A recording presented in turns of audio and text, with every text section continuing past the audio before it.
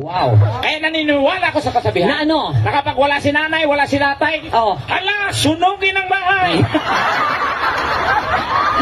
Sira ulo ka talaga. Tirain si Bantay. Yan.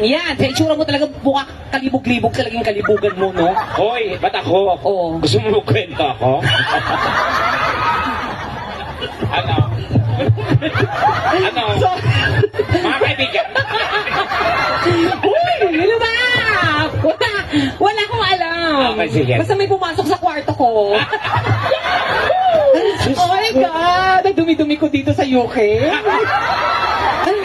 Oo, akala ko ako, ito mukhang ko, gustuhin dito sa UK. Oo, tapos may namit ako, wala, dinadaan-daanan lang ako. Tapos tinanong ako ng isang foreigner, excuse me, are you crazy?